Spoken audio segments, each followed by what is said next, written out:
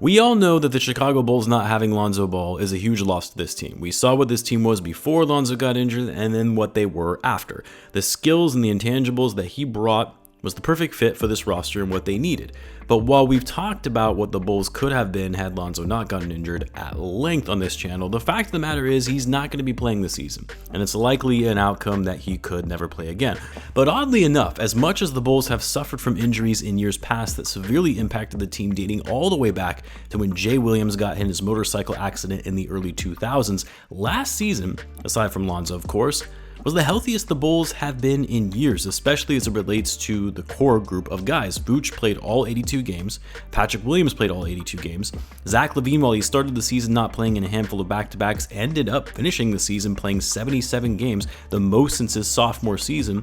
DeMar DeRozan played 74, Ayo healthy, Coby healthy, even Caruso managed to stay healthy, playing 67 games, the most of his career, which makes last season all the more frustrating because guys were actually healthy. But that aside, it does call into question, going into this season, if the injury bug is going to come back after the guys were fully healthy last year, especially when you look at their two older players in Vuce and DeMar, who played the majority of the season.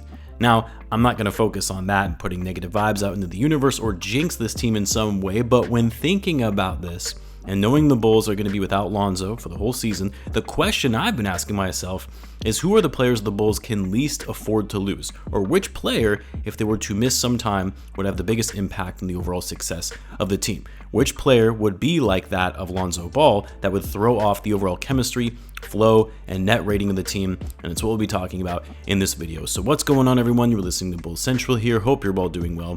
Can I first just say that it's exciting we're only 1 month away from the start of training camp. I can't believe it's already around the corner here, which also means Media Day is almost here. It's going to be fun. I'll be here to cover all of it and provide my thoughts on the Bulls training camp as well as going into the season. But anyway, so I've mentioned this before.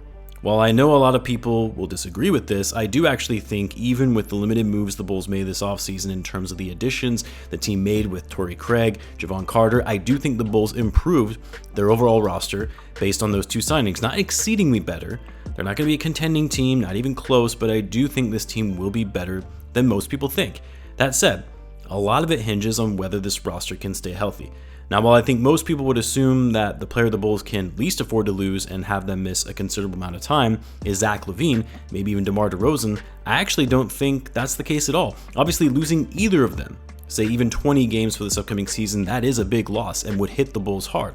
But the Bulls, if they were to lose Zach Lavine for a portion of the season, the great thing about having more than one strong offensive player is that if one goes down, generally speaking, you have enough offensive firepower for other guys to pick up the slack. If DeMar turns up his shots more, if Lavine goes down, great. Vucevic takes more of an offensive burden as well. It probably gives Patrick Williams and Coby White more touches and shot attempts too.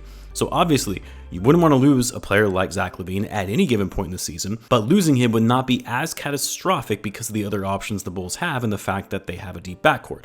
The same can be said for DeMar DeRozan as well. DeMar goes out, you're going to see Lavine and Vuce pick up the slack. Maybe they don't handle clutch moments as well as DeMar would, but either of those guys going down presents opportunities for others to step up and hold down the fort until they get back. And while some might say the Bulls can't afford to lose Patrick Williams or Alex Caruso for a significant period of time this season, well, yes, that's true, especially when you really need to see Pat come into his own. Fourth year in the league, you need him to have this breakout season for the Bulls to have any kind of major success. Losing him is not going to be as impactful as one of your big three.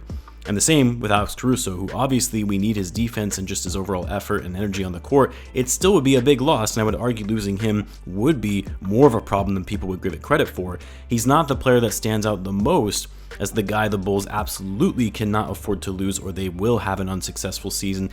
And we didn't have to worry about it at all last season because he played all 82 games, and that's Nikola Vucevic. Look, Vucevic, for a lot of fans, can be frustrating to watch. Sometimes he doesn't play with the kind of effort you would like to see from your starting center. He's a bit slow in getting the basket, protecting the rim, and yeah, he hasn't been as good as his days in Orlando. But honestly, the reason Vucevic gets so much hate from Bulls fans, not me because you guys know I'm kind of a Vuce apologist, mainly because he's always getting so much hate, but the reason Vuce gets so much criticism is not because of Vucevic the player and his overall performance. It's because we all know what the Bulls had to trade in order to get him, and it hasn't paid dividends. 2 lottery picks and Wendell Carter Jr. for 1 playoff win. So for Bulls fans, we take that out on Vuce because he hasn't been the same player that we thought we traded for. But that's not really Vuce's fault.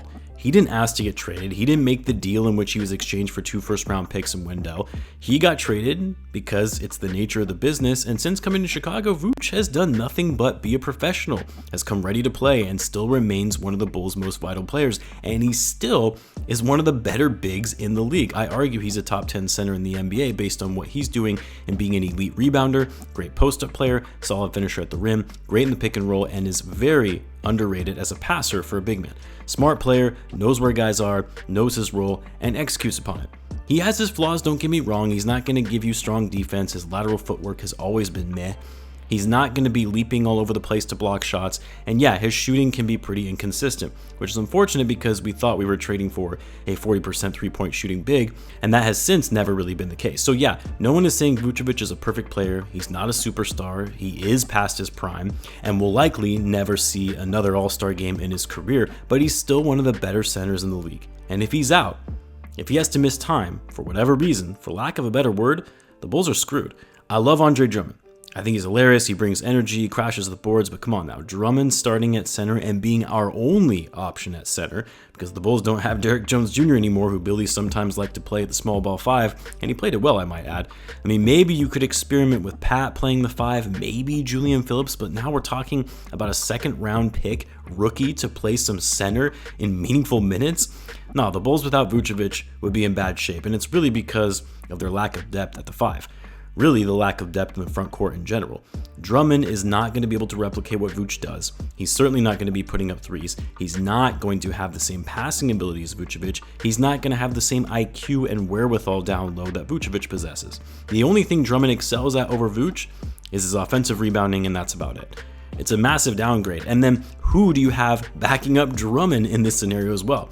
So as critical as we are sometimes of Vucevic and his play, he is critical to the Bulls' overall offense and matching up with other starting centers in the NBA. Yeah, the Bulls would still have Zach and DeMar, but they're not going to thrive as well when they don't have a center that can come out and set hard screens and play in the pick and roll or find them open on a kickout, or a center that is going to space the floor and not clog the paint, which we know is an issue for guys like DeMar and Zach who like to drive and finish at the rim. Drummond isn't going to bring defenses out of the paint because the league knows he's not a threat to shoot the ball. All right, that's just the fact. So for me personally, if we're talking about a player on this team that the Bulls cannot do without for this upcoming season, it's Nikola Vucevic, and it's not even close, mainly because the Bulls don't have very many options outside of him. Well, if you lose one of DeMar or Zach, they kind of cancel each other out with their skill sets. But let me know what you guys think. Do you agree or disagree? Let me know in the comments who you think is the player the Bulls cannot afford to miss time this season. Let me know in the comments. As always, be sure to subscribe, and I'll see you in the next one.